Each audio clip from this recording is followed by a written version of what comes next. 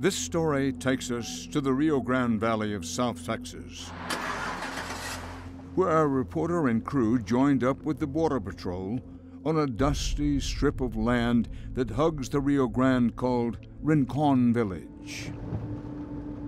There is one main road through the brush and is heavily patrolled by agents on the lookout, but not for what you might think.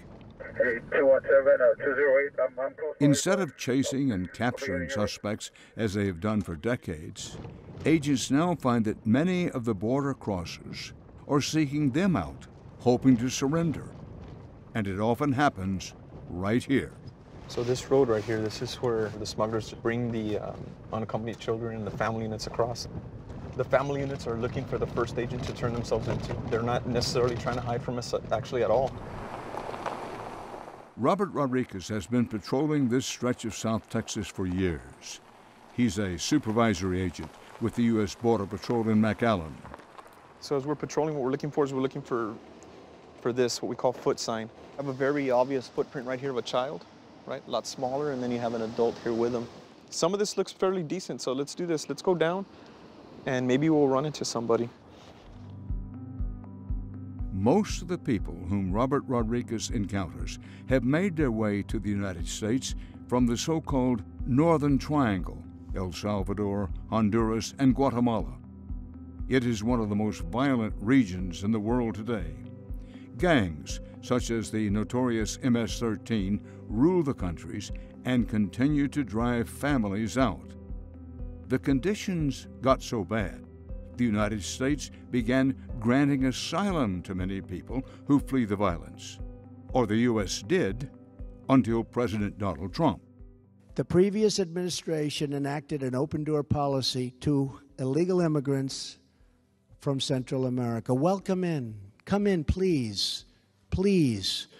As a result, MS-13 surged into the country and scoured and just absolutely destroyed so much in front of it. And we've turned that back.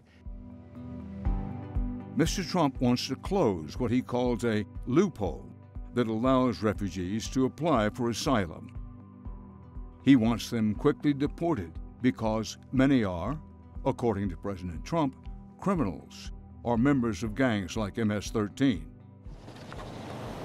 Looks like someone just left some of their articles of clothing here. But even with Donald Trump, the possibility of a wall and deportation, people still come. And on any given day in South Texas, they're not hard to find. Copy. Mike 217.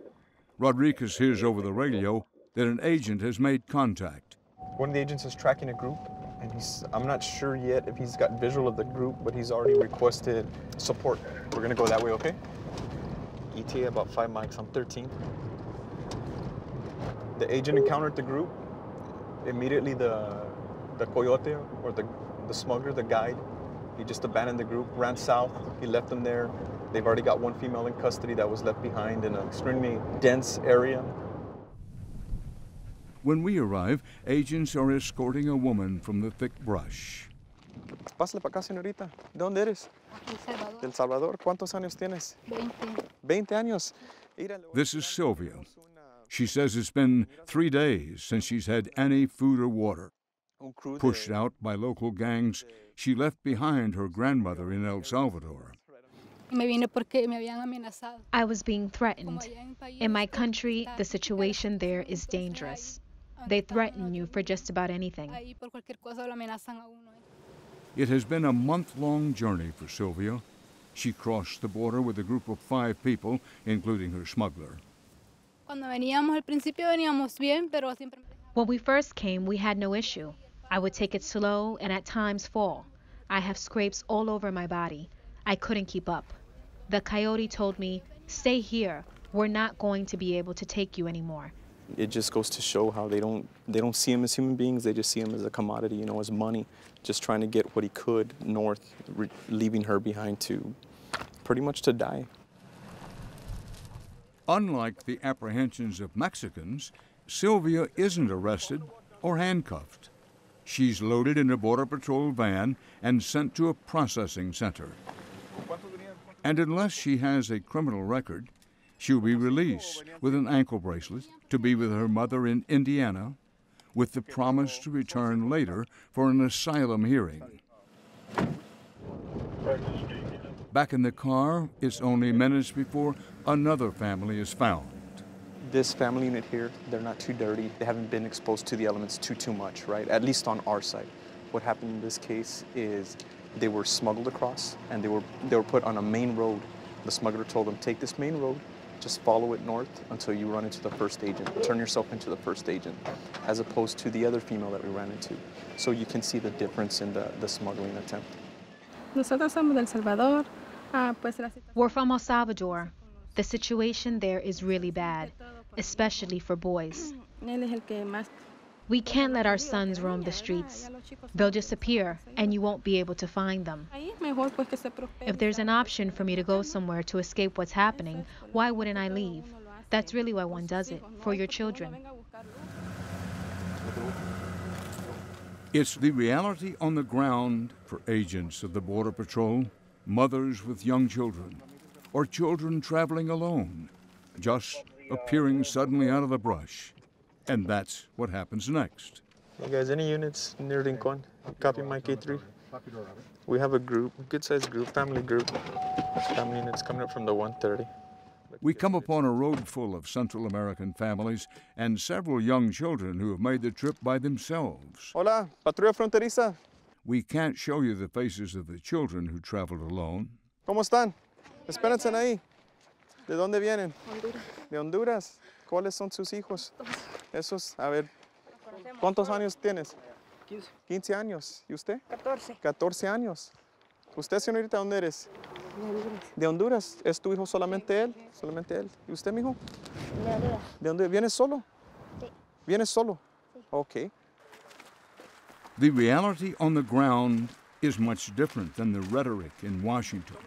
No one disputes that MS-13 gang members do get into the United States, but the general overall facts don't match President Trump's emphasis on gangs invading our country from Central America.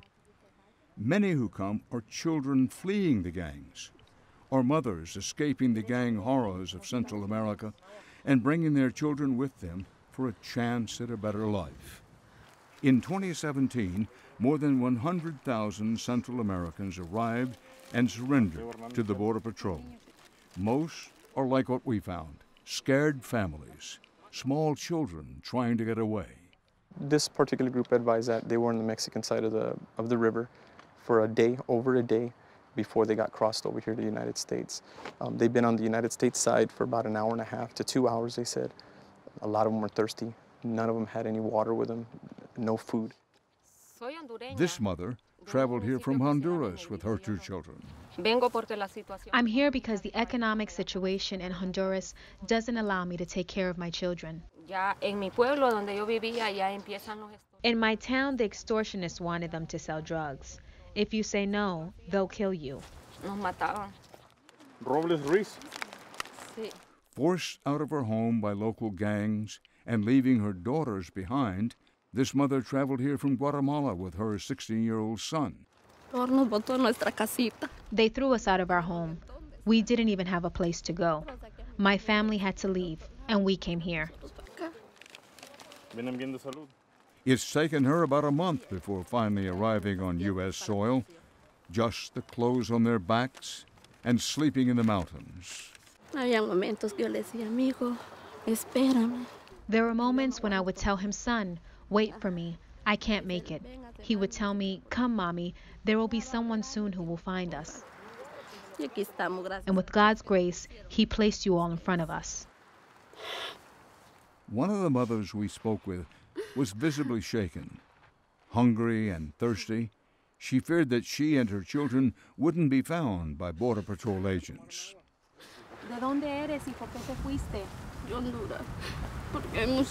There's a lot of violence. They threatened me and tried to recruit my daughter.